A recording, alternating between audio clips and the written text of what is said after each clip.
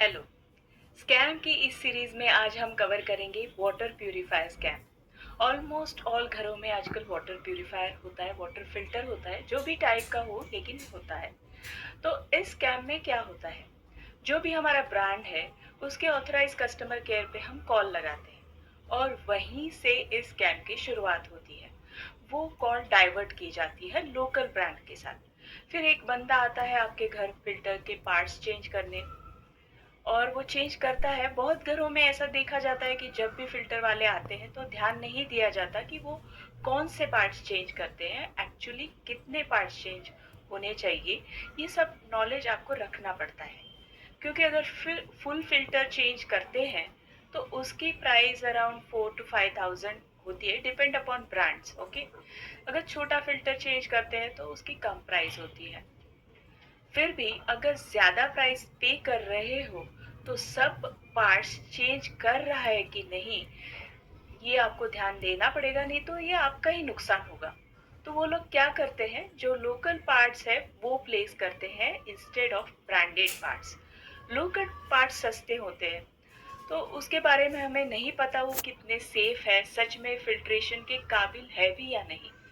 हम तो पैसे ब्रांडेड ओरिजिनल पार्ट्स के लिए पे करते हैं, तो नुकसान हमारा ही होता है। बहुत बार तो वो नकली बिल देते हैं ताकि आपको उन पर शक ना हो, यकीन हो जाए, और वेरीफाई करने के झंझट में हम पड़ते नहीं, क्योंकि हमारा काम भी हो जाता है।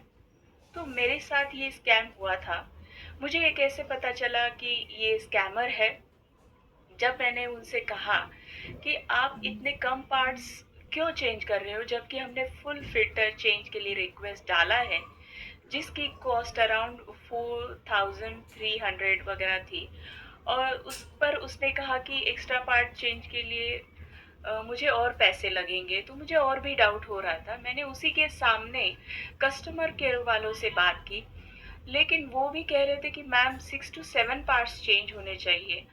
फ्रॉड पर्सन ने भी कस्टमर केयर से बात की, उनके कॉल के रिकॉर्ड भी है। तो ये फ्रॉड होने के बाद मैंने बहुत सारी कंप्लेंट रेज की, लेकिन फायदा कुछ नहीं हुआ, क्योंकि ऑलरेडी मैं पे कर चुकी थी।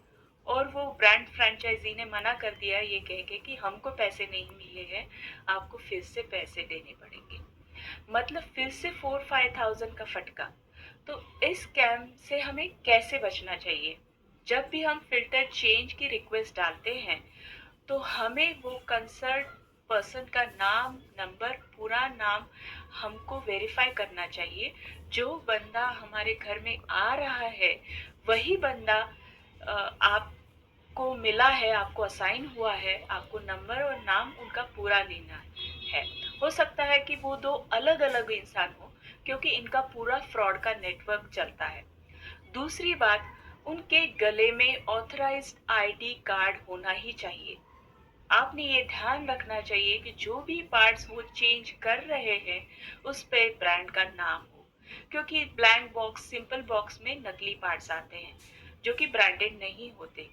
तीसरी बात, जब आप पेमेंट करते हो तो कोई भी पर्सनल नंबर पे पेमेंट नहीं करना चाहिए। जो भी पेमेंट करना है वो ऑथराइज फ्रेंचाइजी के नाम पे ही होना चाहिए। और फाइनल और सबसे ज़रूरी बात, पेमेंट की रिसीट ज़रूर लें, क्योंकि अगर कुछ भी फ्रॉड होता है तो आपको वो रिसीट बड़े काम की आती है।